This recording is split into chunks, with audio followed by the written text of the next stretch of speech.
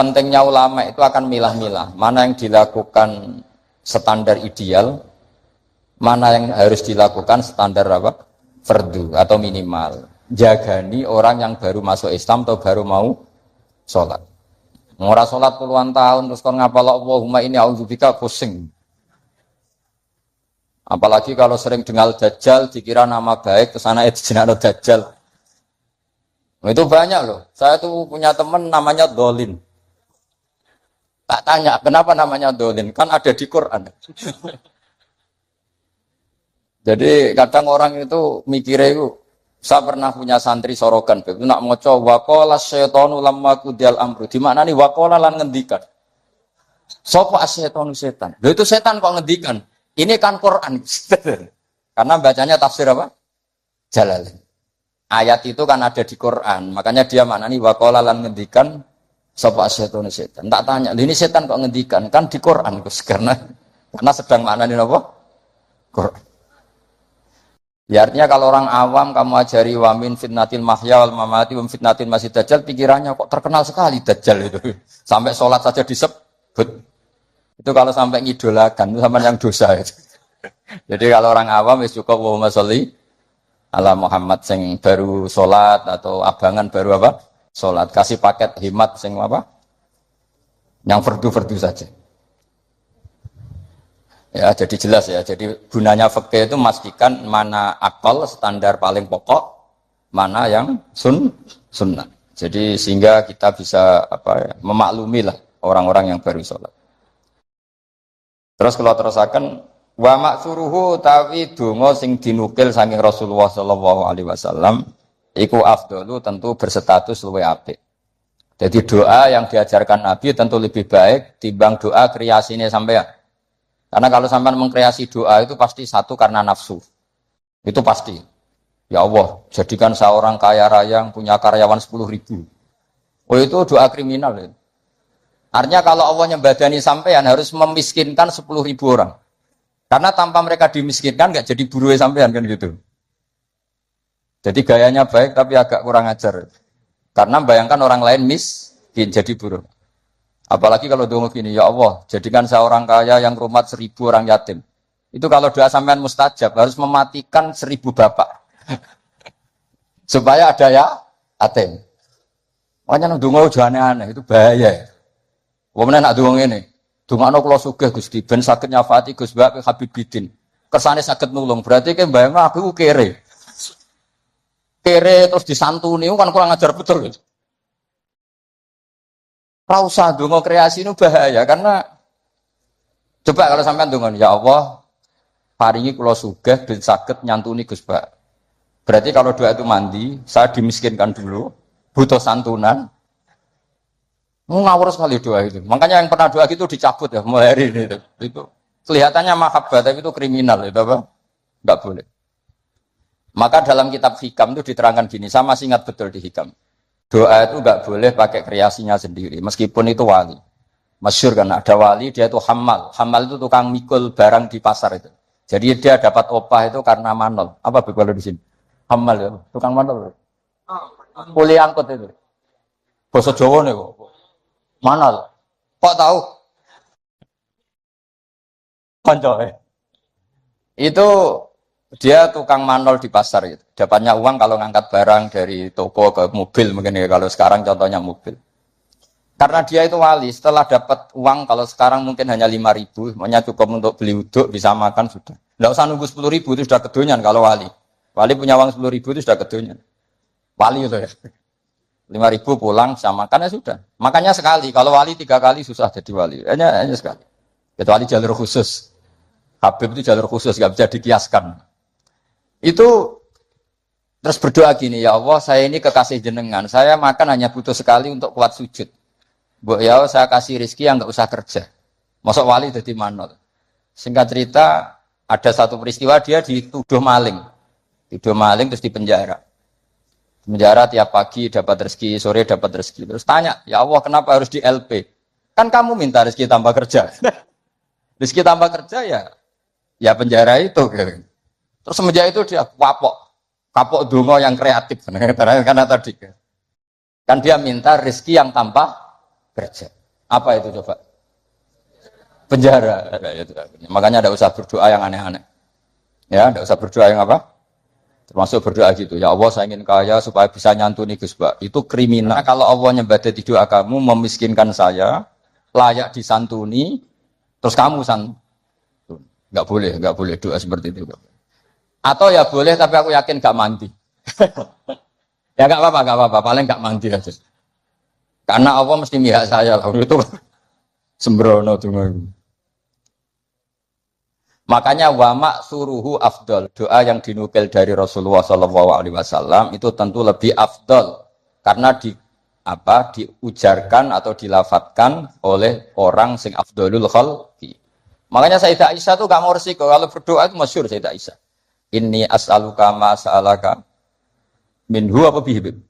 Inni as'aluka ma sa'alaka minhu habibuka Muhammad. Wa asta'idzu bika mimma sta'adza minhu habibuka Muhammad. Jadi saya minta sesuatu yang pernah diminta oleh kekasihmu yaitu Nabi Muhammad dan saya berlindung dari sesuatu yang pernah nabimu berlindung. Jadi karena nggak mau resiko, ada sahabat berdoa, ya Allah berikan saya kesabaran yang sempurna. Itu sama Nabi ditegur, jangan kamu tidak kuat. Karena kesabaran yang sempurna di bojo mati, di anak mati, sing ngutangi nageh, tangga ora percaya. Nyai gagal. Karena kalau minta sabar yang sempurna kan ujiannya harus ekstrim. Bojo minggat, anak minggat. Makanya kan Nabi jangan minta doa seperti itu. Nanti kamu udah kuat. Padahal kesannya religius. Minta ya Allah saya jadi orang yang sabar. Karena sama Nabi ditegur. Jangan kamu udah. Ya jadi jangan berdoa yang kreasi. Itu efeknya itu udah baik. Ya wa maksuruhu afdal. Kalau kesusahan ya semuanya Rabbana atina fid dunya hasanah. Ya itu aja aman ya, Pak.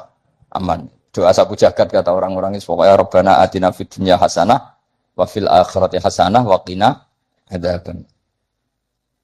Jadi wa maksuruhu afdalu. Pun mriki wonten bawah menika. Utawi donga sing dinukil sangka Rasulullah sallallahu alaihi wasallam iku afdalul wa wa minhu lan iku setengah saking maksur utawi donga Allahumma ighfirli ma qaddamtu wa ma akhartu. Ada yang hafal? Terus wa ma akhartu wa ma asrartu wa ma asraf. Urutannya dulu. Allahumma ighfirli ma qaddamtu wa ma akhartu wa ma asrartu wa ma a'lantu. Terus antal muqaddimu. Orang bab donga hafalan, tukang jaluk ternyata. Teruskan. Ilahi lanta subhanak terus ini kuntu itu mesti malaikat selangit bilang kamu sudah tahu kalau kamu minat zalimin. Ini kuntu minat zalimin. Terus ada lagi yang populer Allahumma firli dzambi kullah terus dikahu wa jillahu wa awalahu wa akhirahu wa alaniyatahu wa sirrah. Jadi doa yang maksur itu lebih apa? Afdol. Tapi tadi ya kalau untuk ngajari orang awam nggak boleh panjang-panjang, terutama yang jadi imam. Nanti kasihan yang jadi apa? Makmum. Jadi ajarannya Nabi itu kalau orang jadi imam, sholatnya itu disuruh cepat. Itu zaman sahabat. Cepat tuh nunggu disuruh. Alhamdulillah kan kita tanpa disuruh sudah cepat. Jadi zaman sahabat itu zaman masih waras. Sehingga untuk sholat cepat saja nunggu diperintah Rasulullah. Andai kan Rasulullah menangi zaman akhir, pernah perintah cepat apa enggak? Oh enggak pernah, karena sudah cepat sekali, sudah tidak cepat lagi ya Pak. Cepat sekali, malah mungkin agak dilarang. Maksudnya cepat ya tidak seperti itu. Karena kita sudah parah. Masa terawih hanya berapa? 7 menit ya? Itu 20 rakaat. Berarti 7 menit itu berapa berarti? Itu dibagi 20, berarti per 3 menit ya? Dapat 2 rakaat. Itu parah itu. Untungnya sholat sunat, kalau sholat fardu tak demo itu. Ya itu ya, jadi termasuk yang warid atau maksur adalah Allahumma firli ma qaddamtu wa ma akhartu saterusnya. Wa yusannu lan den sunanto apa ala yazida, yen to ora nambe apa doa ala qadri tasyahudi ngatasé kadar tasyahud wa sholati lan kadar sholawat ala nabi sallallahu alaihi wasallam. Nah ini fikih yang sangat saya setuju. Sebaiknya kalau minta sesuatu kepada Allah tidak melebihi sighatus tasyahud atau sighatus sholawat ala Rasulillah sallallahu alaihi wasallam. Ini fikih yang sangat etis menurut saya, sangat beretika. Mosok nyebut Nabi Allahumma sholli ala Muhammad berapa kalimat Allahumma sholli ala 3 kalimat. Padahal Nabi yang mensyafaati kita, yang sudah baik mengeluarkan kita minadz dzulumati ilan nur. Tapi ketika kepentingan kita bisa berkalimat-kalimat. Iku jare Allah mesti ngene, iki piye? Eling nabine mau tolong kalimat, eling hajate dhewe berkalimat. Iku gak ada etika. Lan nek ndonga ku aja nglangkai kadar tasyahud dan salat alan Nabi. Makanya saya itu termasuk orang yang kalau baca sholawat itu jarang berdoa, mau sidik tok di belakang. Jangan sholawatnya sedikit, kemauannya banyak. Makanya sholawat Masisiyah itu menurut saya itu bagus sekali. Karena nyifati Nabi panjang sekali. Nabi adalah orang yang manfalakotil anwar waratakotil hakoib. Disifati banyak baru minta sedikit. Kalau kamu kan enggak. Allahumma barakati sholat ala Nabi Muhammad sallallahu ala Muhammad. Ikdi hajatina wa hajati abaina wa abnaina. Terus bakas bapak, boe, tanggaan.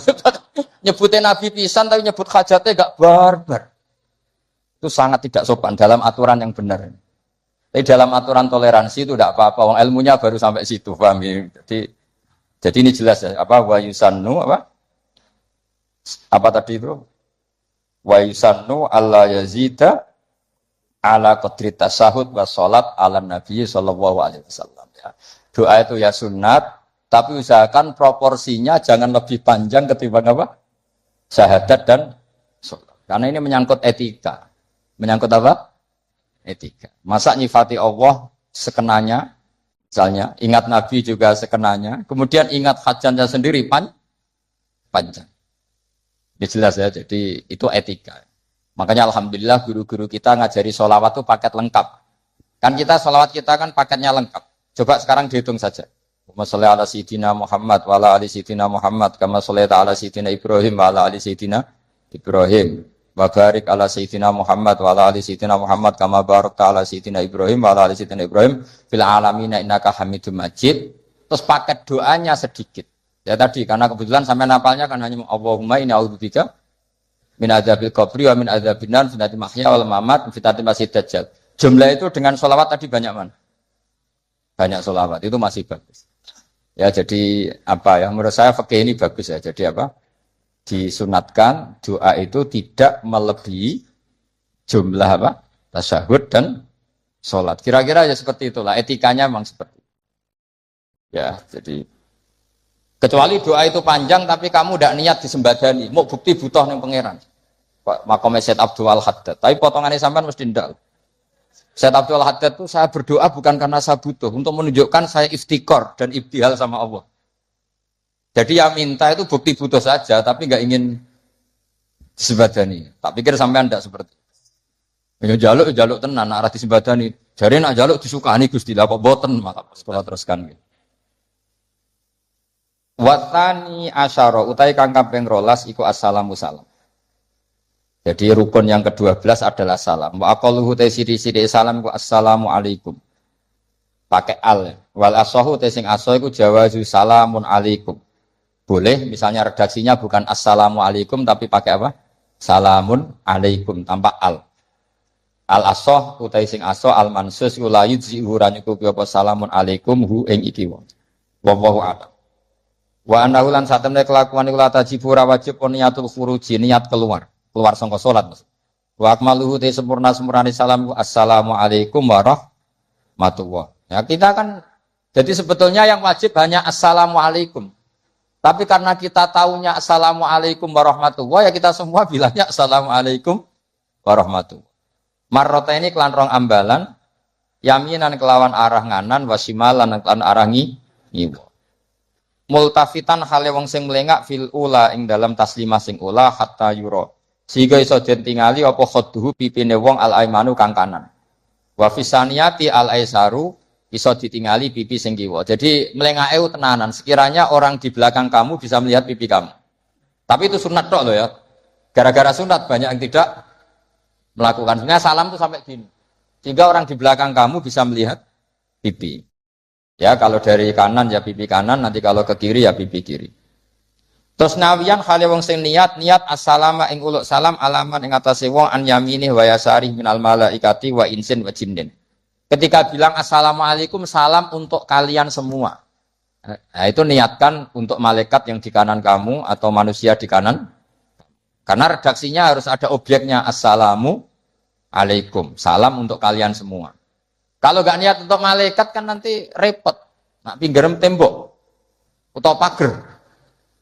Terus pagar itu piye karepe barang mati kok disalamin. Itu kamu niatin kan kita pasti diikuti malaikat. Yang masyhur ya Raqib Atid. Disalami terus. Ben rodo nak kita salah itu rapati ditulis tenanan. Mergo napa? Lah ya betul di hati-hati situ.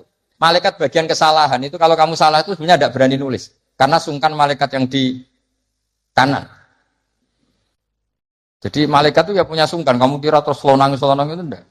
Ada etikanya. Jadi malaikat yang nulis kebaikan sama yang nulis keburukan itu senior yang nulis kebaikan. Sehingga kalau kebaikan satu ditulis berapa? 10. Kalau keburukan satu kalau nggak jadi dilakukan malah ditulis baik. Ya kan? Asal nggak jadi loh ya. Nah kalau jadi ditulis tapi agak buram. Karena sekali istighfar disuruh ngapus. Jadi sebenarnya jadi umat Islam itu penak, pokoknya gampang. Tapi jangan terus model dagang. Satu hari saya sudah kebaikan 1. Boleh maksiat 10. Masih impas ya. Boleh. Agama tidak boleh dilogika gitu.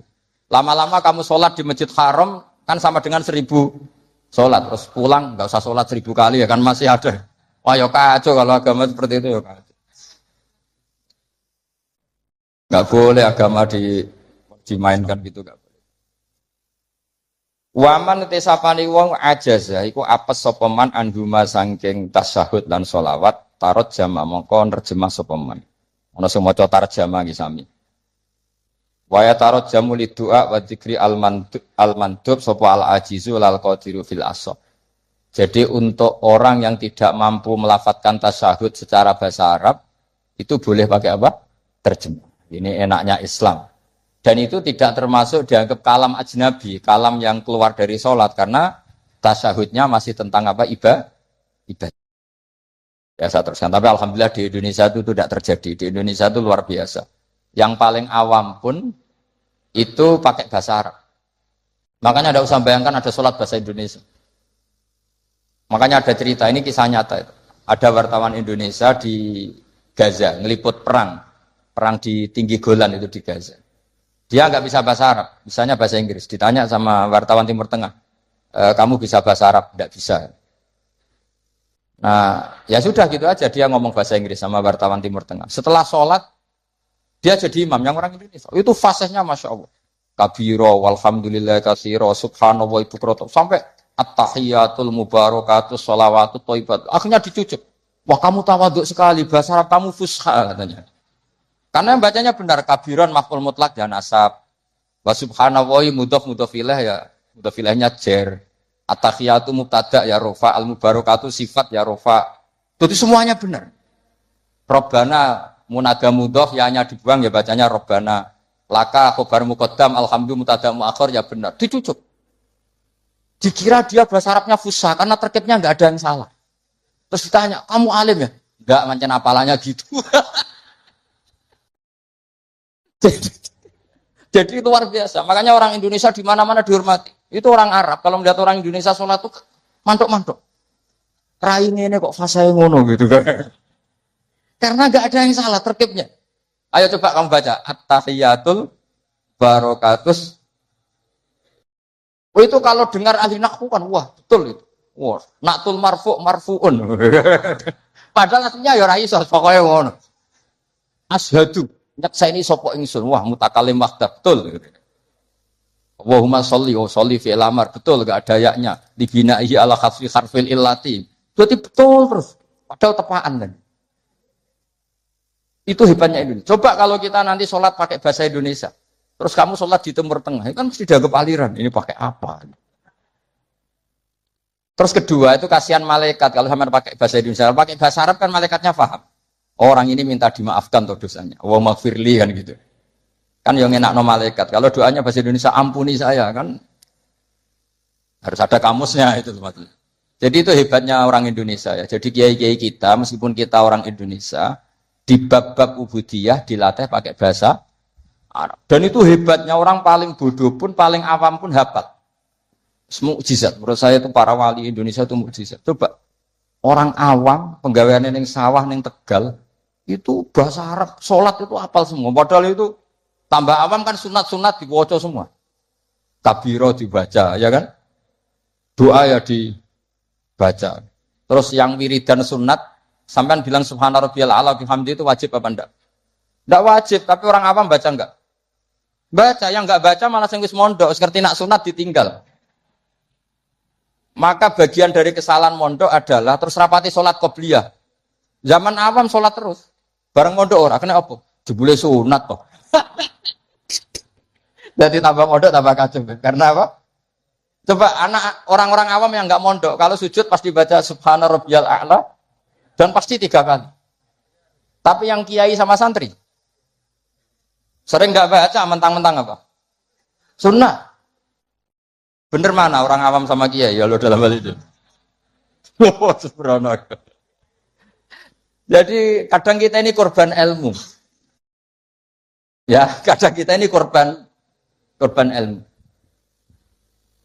Coba santri-santri itu, rata-rata kalau sholat baca doa iftitah enggak? Sama ndak usah protes, oh paling Gus Bak ya ngono ora usah ngono. Ya pancen ngono tenan. Tapi ndak saya tok, ini amang ya sama ini teman saya. Ini asegap putune Nabi, nek sholat wis ngono padha ae nek sebab. Mergo mondok, zaman rong mondok diwaca kabira walhamdulillah.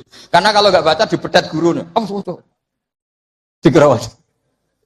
Zaman kita kecil itu ngiranya itu wajib. Bareng nak ngerti sunat, perilaku pertama kita apa? Meninggalkannya. Makanya alhamdulillah banyak orang yang tidak alim itu barokah karena supaya sunat-sunat itu dilakukan. Karena sekali alim ditinggal. Oh itu banyak loh orang kaji itu tawafku meneng. Takoki. Sing wong awam maca, takoki. Lah kok meneng ae? Sing rukun iku mutere, donga iku sunat kabeh. Repot wis. Makanya ada riwayat innalil ilmi tuhyanan katuhyanil mal. Ilmu itu punya arogannya sendiri sebagaimana arogannya orang punya harta. Karena kadang ya apa ya? Ya semoga kita tidak termasuk yang itu. Tapi memang ada sisi-sisi negatif dari ilmu ya karena tadi kalau kadang terlalu lama tahu kalau itu sunat ya akhirnya terus ya meninggalkan tadi ya, tapi ya nggak apa-apa lah memang ya nyatanya sunat. Wayan bilan niat sopal imam niat assalamu ing salam alal muqtadina ing atase makmum sing anut salate imam lawahum utawi para muqtadun sing para makmum niat ar-radda yang buna ar-radda ing balesi alaihi ing atase salamin imam. Terus apa? Salat terakhir ditutup dengan assalamu alaikum warahmatullah. Idealnya juga diniati keluar dari salat. Nah, kenapa penting diniatkan keluar dari salat? Karena setelah salam pertama itu memang benar-benar kamu sudah ada salat. Karena yang jadi rukun adalah salam pertama, salam kedua itu sunat. Makanya secara fikih itu ulama berdebat, apa sebaiknya setelah itu makmum berdiri? Sebaiknya loh, bukan syarat sah. Apa sebaiknya makmum langsung berdiri? Apa sebaiknya nunggu imam salam kedua? Ada ulama yang mengatakan yonta ini tapi si sediluk wae. Kuatirnya nak imame lali terus gak usah salam kedua. Terus resiko kedua adalah Rabtus sholat biman laisa fi sholatin. Setelah imam salam pertama, artinya statusnya imam masih sholat apa enggak? Enggak kan? Berarti makmum menghubungkan sholat dengan orang yang sudah tidak sholat. Jadi itu menjadi masalah fiqhiyah. Paham ya? Sehingga ya sudahlah kita standar saja. Ya jangan terlalu nunggu. Ya tapi ya jangan terlalu cepat. Ya yang umum saja lah, yang umumnya orang. Cuma sampean tak ajari fikih kan, sampean minta saya di sini kan ngajar fikih, sampean jangan protes. Nanti orang kudus jadi begini, tidak usah gitu ilmu ya ilmu saja, tidak usah diprotes. Setelah imam, salam pertama, statusnya dia masih sholat apa enggak? Enggak kan? Sudah keluar dari sholat. Artinya kalau makmum terlalu lama, dia mengikatkan sholatnya dia sama orang yang statusnya sudah tidak sholat. Paham ya? Tapi kalau kamu terlalu langsung berdiri, kamu kan tidak tahu kepastian assalamu lagi sin podok mem. Kok as langsung muatek. Ini makmum balik, lowong belum selesai kok. Ya pokoknya gitulah sama nanti kalau soleh ya bisa sendiri lah. Pokoknya sudah gitu. Saya hanya ngajarkan secara apa status fikihnya, apa status fikihnya seperti itu. Ya. Jadi salam yang benar-benar rukun itu hanya salam pertama. Dan karena salam pertama sudah dilakukan imam, artinya imam itu wis tidak sholat. Anda kalau sampai terlalu lama, berarti menggantungkan sholat kamu dengan orang yang sudah tidak sholat. Nah ini yang saya akan memberi maklumat ke sampean. Ini penting saya utarakan. Terus ada keunikan dan ada perbedaan. Kalau sampean sholat, imamnya itu biasanya habis sholat madhep mana? Umumnya di kiai ini sampean tetap madhep kiblat apa madhep ngalor? Cara Indonesia. Ayo yang madhep kiblat, kiainya madhep kiblat ngaco. Yang gampang itu. Kiblat. Yang serong. Buka serong koyo wong nakal ya. Madhep utara, madhep ngalor. Apa? Berapa? Imam sampean madhep ngalor. Terus nak sing madhep ngetan? Enggak ada kan? Mau nambah japo yang madhep ngetan kubu sebelah ono aneh. Ya enggak usah gitu. Itu filosofinya begini. Nah ini penting ya, penting saya jelaskan. Di tek-tek hadis sahih, saya ulang lagi di tek-tek hadis sahih, itu Rasulullah setelah salam itu redaksinya aqbala alaina biwajhi. Maka Nabi menghadap ke kita dengan wajahnya. Berarti kira-kira kalau di Indonesia menghadap mana? Timur. Tapi itu tidak konsisten. Konsisten itu ahyanan, tidak konsisten itu ahyanan. Nah, kenapa guru-guru kita tetap madhep kiblat? Karena afdhalul jihad itu kiblat. Kadang guru kita kadang menghadap apa? Utara. Tapi sebagian guru kita juga kadang menghadap ke timur, misalnya langsung ngaji. Itu filosofinya gini di beberapa syarah di Fathul Bari itu. Nabi itu kan sholat, dengerin ya, Nabi itu sholat. Makmumnya itu rata-rata itu kadang 7 kilo dari dalamnya Nabi. Dengerin ya, berapa? 7 kilo, udah pakai motor ninja enggak, 7 kilo pakai onta. Kalau sampean bilang 7 kilo pakai motor kan, resikonya apa? Ini dengerin, awas kalau salah. Berarti kalau salah sanad. Maksudnya sampean yang salah, bukan saya. Artinya andekan, tak ulang lagi, andekan Nabi tetap berposisi menghadap kiblat, maka makmum yang baru datang tuh ngira Nabi masih sholat. Sehingga wis kadung Allahu Akbar langsung duduk. Karena ngiranya Nabi masih, padahal Nabi sudah tidak. Maka untuk mengantisipasi itu, Nabi memaklumatkan diri dengan akhwalnya, perilakunya, beliau menghadap makmum. Supaya ada kepastian kalau beliau sudah selesai sholat. Sehingga karena illatul hukmi seperti ini, kiai-kiai kita fleksibel. Kadang madhep kiblat, kadang madhep ngalor, kadang madhep nge. Itu ada filosofinya, orang gagah-gagahan. Ada yang madhep ngetan terus. Pokoknya Nabi seperti ini, tidak seperti itu. Semua perilaku Nabi yang tidak wajib, itu disara-sara disebut ahyanan. Sesekali tempo. Maka yang penting bagi imam itu begini. Yang penting setelah selesai salam, itu tunjukkan kalau sholat kamu selesai. Makanya banyak yang astagfirullahaladzim buantar. Untuk menunjukkan ini sudah mulai wiridan badas sholat. Jadi sebetulnya kalau menurut fikih beling, itu boleh saja kamu mengatakan bar salam, wis bar lo dul. Tapi itu kan beling sekali masuk bar sholat. Tapi itu bagus. Bagus untuk kelas kamu maksudnya. Supaya ada kepastian bahwa sholatnya sudah selesai. Oh, Nabi itu lebih sesat lagi yang di belakang ini. Itu ada ilmunya, sampean cek di Fathul Bari. Supaya kenapa saya cerita ini? Biar yang menghadap ngalor ya gak fanatik, yang menghadap ngetan juga tidak. Karena itu hanya untuk menunjukkan kalau Nabi sholatnya sudah selesai. Coba bayangkan Nabi itu idola kan, sudah jauh-jauh 7 kilo. Ke situ naik onta atau naik kuda. Terus ngerti Nabi masuk madhep kiblat, mesti cara sampean, alhamdulillah Nabi urung salam kan gitu. Barang wis melok lungguh dibeli Nabi, subhanallah, subhanallah, alhamdulillah. Lah terus makmume beling, wah rugi aku. Repot, mosok makmum Nabi kok muni rugi. Mari Nabi ra kondo nak wis bar. Perkara ndak kira-kira seperti itu.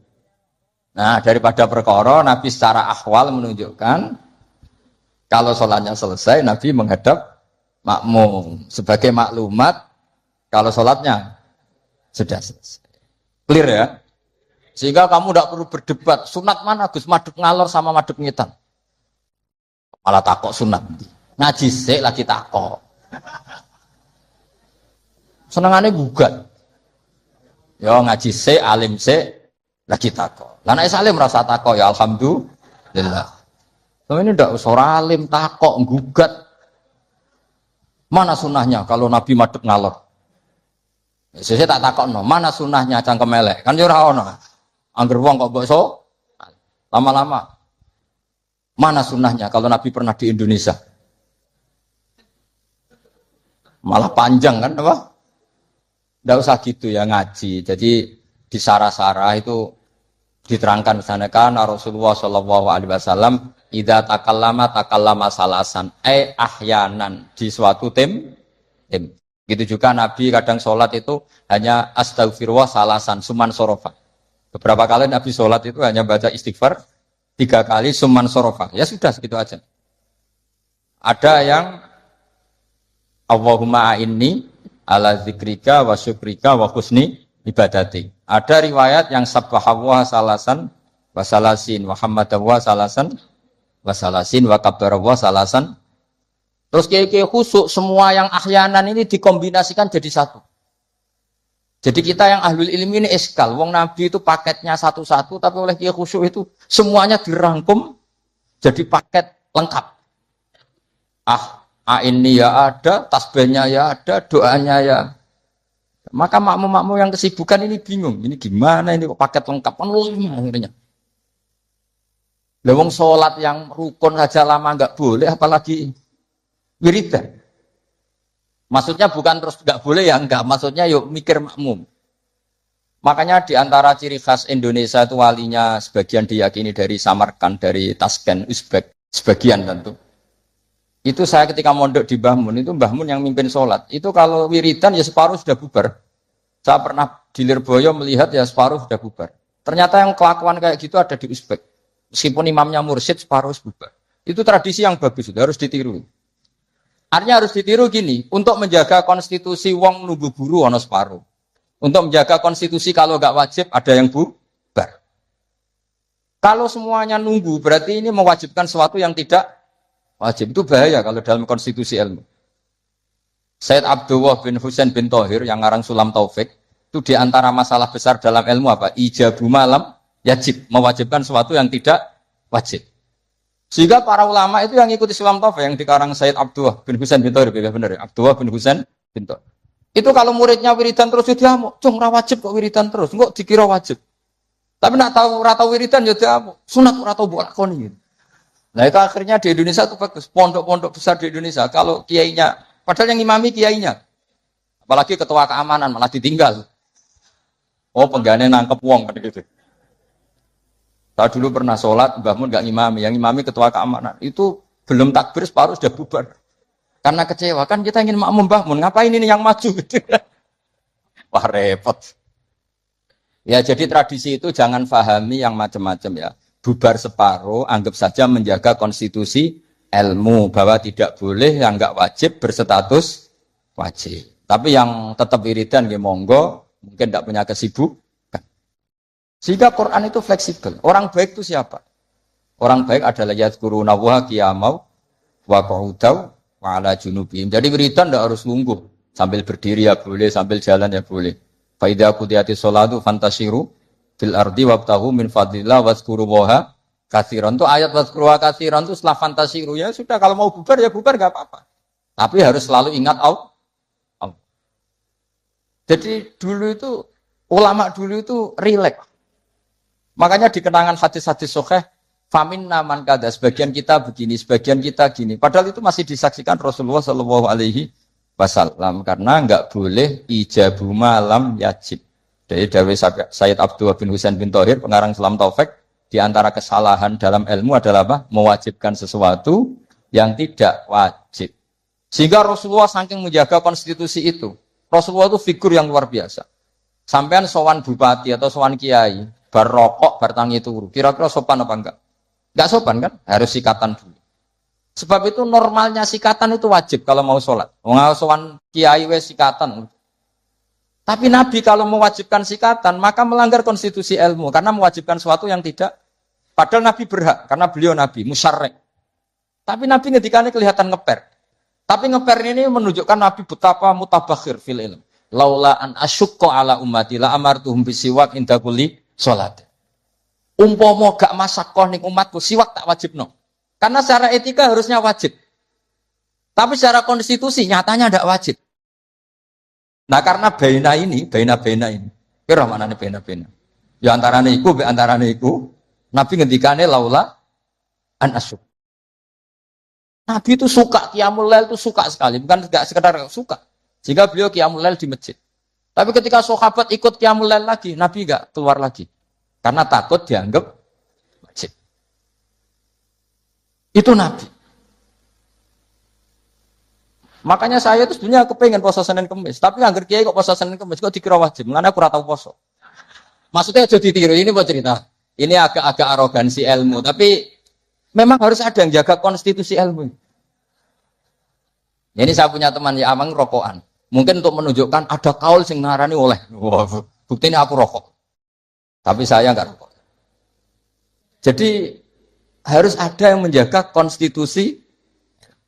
Saya sering ngecek beberapa hadis. Nabi itu kalau ada sesuatu yang positif, inginnya itu diwajibkan.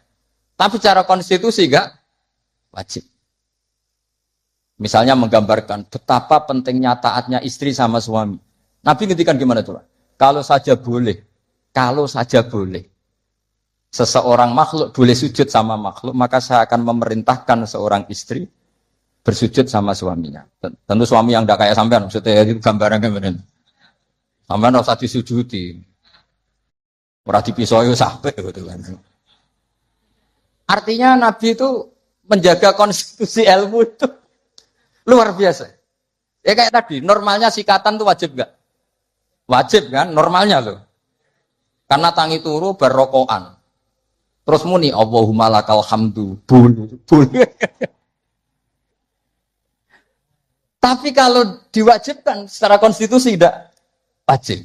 Tapi secara etika wajib. Makanya ketikanya ngeper. Laula an asyukko alam. Sekarang tak beri contoh lagi. Nggak ini ngaji. Saya tadi sudah pamit sama Habib Bidin, saya kalau Rejab itu memang enggak ngaji sudah. Jadi saya pray bukan ada masih di Damaran, nanti saya tinggal satu pertemuan. Rejab ruah puasa itu saya enggak ngaji seperti ini. Jadi jeda. Anggap aja sinau menel, kulaan. Karena memang kalau mau Rejab itu banyak yang khataman di rumah. Jadi saya fokus ngurusi santri yang mau apa. Tapi memang itu adat saya seperti tadi, saya sudah matur Habib Bidin, matur Habib Amang, Habib Ali sudah. Memang artinya nggak ada apa-apa, bukan karena bosan sampean. Ya rontok lah mungkin, tapi bukan karena itu. Saya beri contoh. Sekarang doa paling mustajab itu jam berapa? Kalau jam Indonesia kira-kira. Jam 3 kan atau setengah 4. Kenapa harus ada sholat Isya yang di Kudus jam berapa misalnya sholat Isya? Biasanya setengah 8, anggap aja setengah 8 lah aman kalau jam. Maka Nabi ini ngeper, tapi ngepernya pinter, ngeper dari ilmu, bukan ngeper dari ragu. Ngeper itu ada dua, ada ngeper karena nggak ngerti, ada ngeper saking pinternya. Kayak saya ini kalau ngaji sampean itu kan ngeper. Di satu sisi sunat karena diminta Habib Bidin, di sisi lain setengah dosa meninggal pondok. Itu mesti ngeper, kalau orang alim ngeper. Kayak sampean ngaji ini, saya tidak tahu malaikat ditulis ngaji cari ilmu, apa nggak dari masalah di rumah, tidak tahu saya. Itu orang alim pasti ngeper. Beda tipis ya. Itu mesti, itu bukan mungkin, mesti. Coba status Anda ini nyari ilmu apa dari masalah? Sebagian yang nyata nyari ilmu yang nggak punya masalah, sebagian yang memang. Maka penjaga kuburan di wali-wali tak tanya, Wong sing tukang ziarah piye? Ngene Gus, nak ziarah sak jam, biasanya wong bener. Nek telung dino alamat ket. Itu bukan karena hebat, mesti utangnya akeh. Apa meneh nak sak wulan, wah rondok ya, mesti rondok buron batal. Maka Mbah Mun pernah cerita ke saya. Jadi kiai itu ya sinau, kadang itu ya keliru. Keliru apa? Ternyata gini. Dhisik aku latihan kiai, iku nek ana bocah prainan ning pondok tak puji. Wong prainan kok gak mulai, berarti cah sregep. Pernah Mbah Mun sebagai orang soleh itu husnudzon. Suatu saat ditakoki, "Cung kok ora mulai wong prainan? Timbang ning omah kan ngarit, Mbah." Kagetnya Mbah Mun. Lah cung dewasa husnudzoni gitu. Ya kan daripada ning omah prainan ngarit kan ada ning pondok. Coba kalau sampean ini di rumah, wah ambek bojomu, kono anak murusi. Lawang tutup, wedhus mlebokno. Daripada gitu ngaji gitu. Tapi ya ada yang, tapi tidak semua. Saya yakin tidak semua, cuma banyak. Ndak, ini bukan suudzon, ini ilmu. Ilmu itu tidak suudzon. Ilmu itu analisis, apa? Analisis. Loh, itu betul loh. Saya meskipun guyon itu punya sanad. Nabi itu setiap kali ada perempuan hijrah ke Madinah, pertanyaan pertama gimana? Kamu ikut saya karena iman billah wa rasuli, apa kamu ada masalah dengan suami? Jadi kalau sekarang kamu ngaji, ini ada masalah sama istri apa nyari ilmu? Ayo jawab. Kalau nyari ilmu, buktinya dapat apa enggak? Kan nyari tidak perlu ketemu, Gus, ya sudah dibantah. Saya teruskan ya. Betapa Rasulullah itu luar biasa. Menjaga konstitusi ilmu, tapi yang menjaga etika. Dah, kalau doa mustajab 3:30 atau jam 3. Kenapa sholat isya 7:30? Yang di waktu yang tidak begitu itu Nabi pernah sholat isya itu 3:30 kalau jam Indonesia kira-kira. Sampai Umar masyhur. Nama Sibyan, orang-orang sudah tidur. Wah, Umar sampai bengok-bengok supaya Nabi itu bangun. Tapi bangunin Nabi gak berani. Pokoknya bikin agak gaduh supaya Nabi memperhatikan. Itu gak ada sholawatan pakai terbang. Kalau ada mungkin terus sholawatan. Akhirnya Nabi rawuh, senyum-senyum.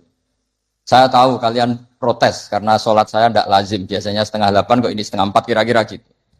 Tapi laula anasyqa ala ummati. Andai kan saya tidak beratkan umatku. Yang benar sholat isya ya jam seperti ini. Karena ini saatul ijabah.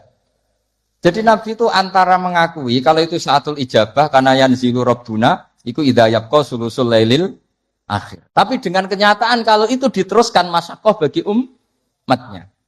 Tapi kalau Nabi tidak pernah melakukan, dikira waktu afdal sholat isya tetap 7:30. Padahal ada yang afdal yaitu 3:30. Atau jam 3 atau 3:30. Maka Nabi ngendikannya 2 kali. Kalau saja tidak memberatkan umatku, maka mereka akan saya ajak sholat isya ya jam seperti ini. Karena jatuh pada saatil ijabah. Tapi kan berat. Berat gak kalau sampai ajak isya 3:30? Berat apa berat sekali? Berat sekali. Jadi ilmu itu harus dijaga konstitusinya. Ya, ilmu itu konstitusinya harus apa? Dijaga. Kayak tadi wa aqalluhu Allahumma sholli ala Muhammad. Meskipun kita tidak akan meraktekkan sholawat dengan hanya Allahumma sholli ala Muhammad, tapi harus kita jaga. Ben nak ngelatih sholat wong awam sing lagi gelem sholat tidak langsung memberatkan. Coba wong awam lagi sholat, kok latih nganti innaka hamidum majid, Allahumma inni a'udzubika min adzab. Ora sida sholat karena kesuwen. Jadi makanya ada paket minimalis. Bayangkan orang yang baru sholat, ada paket ideal. Bon ya, terus saya mohon sekali konstitusi ilmu dijaga. Terus sebagai kenangan ini tak bacakan yang saya kemarin baca ya. Ini di kitab Hasyatut Turmusi, juz 3, halamannya 83. Ya, di kitab apa? Hasyatut Turmusi dikarang Syekh Mahfud Termas. Beliau adalah murid daripada Sohibul I'anas Sayyid Abi Bakar apa? Syato. Jadi kalau sanad saya ya saya, Mbah Mun, misalnya Mbah Zubair. Mbah Zubair di antara gurunya itu Kiai Fakih Mas Kumambang, beliau pernah ngaji Kiai Mahfud Termas. Kiai Mahfud ngaji sama Sayyid Abi Bakar Syato, terus ngaji Sayyid Zaini Dahlan, terus sampai Syekh Utsman Ad-Dimyati sampai Rasulullah sallallahu alaihi wasallam. Jadi redaksi tahiyat yang kita baca keseharian itu sanadnya seperti ini ya. Ini dengerin ya. Redaksi tahiyat yang kita baca keseharian itu sanadnya seperti ini. Saya baca ya. Bismillahirrahmanirrahim. Qauluhu asyhadu alla ilaha illallah wa asyhadu anna Muhammadar Rasulullah. Mun kepanggih. Warodatu Mekah utawa keriwayat napa anan Nabiya sallallahu alaihi wasallam Lailatul Isra ing dalam bengine Isra. Lama jawaza semangsane wis ngliwati sapa Nabi Sidratul Muntaha ing Sidratul Muntaha. Ghasyiyathu mongko ngliputi ing Nabi apa sahabatun apa mendung. Min nurin saking nur. Dia kang iku tetep ing dalam nur minal anwari saking pira-pira nur ma utawa apa wae sak kang ngersakno sapa Allah. Kalau dalam istilah surat Quran apa faghasyaha ma ghasya. Jadi Nabi ketika terbang lewati Sidratul Muntaha semuanya berbentuk nur. Dan nur itu enggak terkirakan. Faqafa mongko mandek sapa Jibril walam yasiran orang melaku sapa Jibril mau sertane Nabi. Terus Jibril mandek. Beliau tidak ikut Nabi jalan. Padahal mulai dari bawah ikut. Mulai proses terbang ikut semua. Tapi pas di situ Jibril apa? Berhenti. Faqala mongko dawuh lahu maring Jibril sapa Nabi sallallahu alaihi wasallam. Atat rukuni asiru munfaridan. Atat rukono to ninggal jenengan ni ingsun asiru ingkang lumaku ingsun munfaridan khalid dhewean. Cara Jawa wis piye to mulai kok ngisor mbok baturi pas sampe tok malah mbok tinggal padahal mau finish. Faqala mongko matur sapa Jibril dawuh wa ma minna illa lahu maqamum maklum. Wa ma minna lan ora ana saking salah siji kita illa lahu kecuali ahadin minna maqamun te ana batas maqam maklumun kang wis ditenton. Intine cara Jawa iku saya bukan membiarkan engkau sendiri, tapi ini kelas saya maksimalnya sampai sini. Jadi kelas saya sampai sini. Jadi tahu diri Jibril. Ini sudah ada wilayah saya. Ini kelas saya berhenti di sini. Wa ma minna illa lahu maqamum. Faqala mengko dawuh sapa Nabi, sir ma'i walau khatwatan. Sir mlaku panjenengan ma'i sertane ingsun walau khatwatan senajan to sak jangkah. Terus sampai Nabi dinyang, cara wong Kudus dinyang. Pun tambahi sithik mawon. Jadi Jibril dinyang, ya akhirnya gelem sungkan mek kanjeng Nabi. Sithik wae sak langkah pun baturi sithik. Pasaro mongko lumaku sapa Jibril ma'u sertane kanjeng Nabi. Fakata mongko meme sapa Jibril ayah tira kaya ento kobong sapa Jibril menanuri sanging nur wal jalali lan keagungan wae batilan wibawa. Wa sahura lan cilik sapa Jibril wa dzaba lan luruh sapa Jibril. Luruh iku meh koyo hancur jenenge dzaba. Hatta sora sing dadi sapa Jibril qadrul usfuri mau sak manuk emprit. Itu Jibril ketika melanggar satu langkah saja beliau luruh saking wibawanya Allah sampai hatta sara qadrul usfur. Jibril cilik nganti sak manuk emprit. Mengkeret ya cara Jawa kok rohan. Wong mengkeret kok rohan. Oh mengkeret cilik roh pinter nak bakul. Repot ya. Umat itu macam-macam. Ana roe mengkeret barang.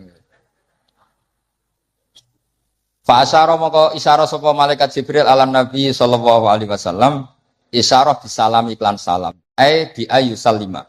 Gambare arep ento maca salam sapa Nabi ala Rabbi ing atase pangerane kanjeng Nabi idza wasala nalikan wis temu sapa Nabi makanal khitab ing panggonane khitab.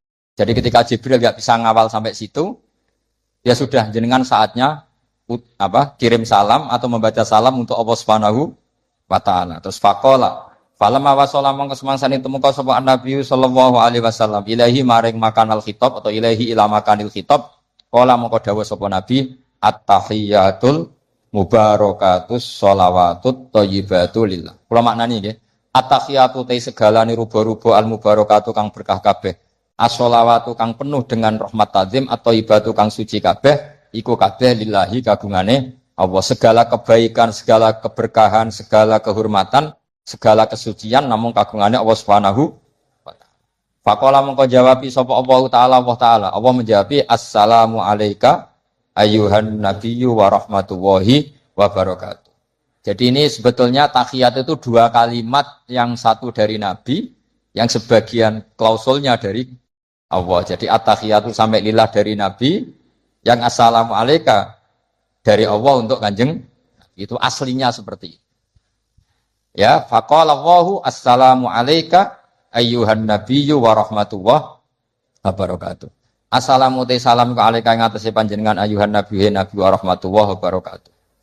Nah, ketika Allah sudah membalas Nabi seperti itu, Nabi itu ingin jangan hanya saya yang selamat.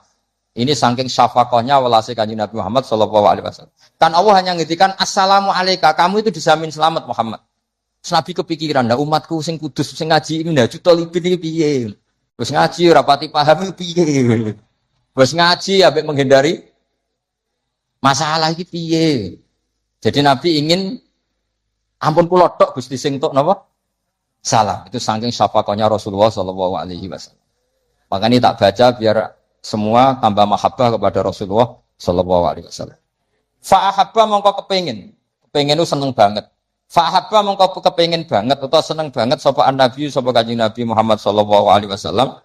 Ayakuna yen to ana iku li ibadillah kedhe pira-pira kaulen Allah as-solihina kang saleh kabeh apa nasibun apa jatah bagian min hadzal maqam sang ilah maqam. Faqala mongko dawuh sapa Nabi assalamu alaina wa ala ibadillahi sholihin. Jadi Nabi nambahi piyambak, ampun saya tok Gusti tapi juga untuk semua hamba yang soleh. Ya soleh itu kelas-kelasan. Dan kelas wali, kelas amatir, kelas rakyat. Pokoknya kelas rakyat itu yang gak zina ya soleh, yang gak maling ya. Pokoknya gak dosa gede ya. Soleh senajan to pentino rokokan ning prapatan, pokoknya dosa gede ya. Soleh. Pokoknya sesuai kelas masing. Ya kalau kelas awam kan pokoknya wabistina binil kabair tufaru soghairu wajal wudhu yukaffiru. Gak nglakoni dosa gede ukuran orang awam ya wis napa? Saleh. Sampeyan kon ngilangi sak dosa cilik, ora oleh delok wong wedok, gak oleh ngrasani lara gremeng wis taqabbal wa minna minkum. Terus ra bakalan wis. Bar diwudoni jadi ada yang mari cari. Tak bar ya. Yang hilang dosanya tak gajarane. Delok wong wedok 15 wudune pisan. Berarti sing kandel dicek piro? 14. Ini umatnya Nabi bagian kacau ya, tapi enggak apa-apa. Nanti juga dapat syafaatnya Rasulullah SAW. Ya, jadi Nabi ketika dapat salam dari Allah, beliau ingin salam itu tidak hanya untuk beliau, tapi untuk semua yang soleh, untuk umatnya. Makanya Nabi menambahkan sendiri, assalamu alaina wa ala ibadillahi sholihin. Karena Nabi berempati, bersimpati, respect sama semua yang ada di alam raya ini, yang soleh, yang iman, maknanya soleh ya gampangannya iman, maka mereka akhirnya menjawab, faqala mengko jawab sama jami'u ahdis samawati, semua penduduk langit, asyhadu alla ilaha illallah wa asyhadu anna muhammadar rasulullah. Hadza ifham hadza. Wa inna ma lam yahsul mesti ora hasilin Nabi sallallahu alaihi wasallam. Apa misluma? Apa sepadane perkara hasil kang hasil apa mali Jibril ketika malaikat Jibril minal masyaqqati saking repot wa adami taqati lan orang mampu. Mergo li anna nabiyya kana sanene Nabi Muhammad sallallahu alaihi wasallam iku muradun iku nabi sing dikersakno rawuh teng gene Sidratil Muntaha wa matlubun lan sing disuwun rawuh teng Sidratil Muntaha. Artinya gini, Jibril mau sampai sana kan sampai terbakar sampai kayak al-usfur. Nabi Musa ketika ingin melihat Allah juga jatuh pingsan. Karena Musa yang ingin melihat Allah. Salah kepengen roh, cara Jawa, cara Jawa gampangane omong salah kepengen roh. Sementara Nabi itu ubudiahnya luar biasa. Beliau sholat, beliau dakwah, pokoknya dakwahno agamanya Allah.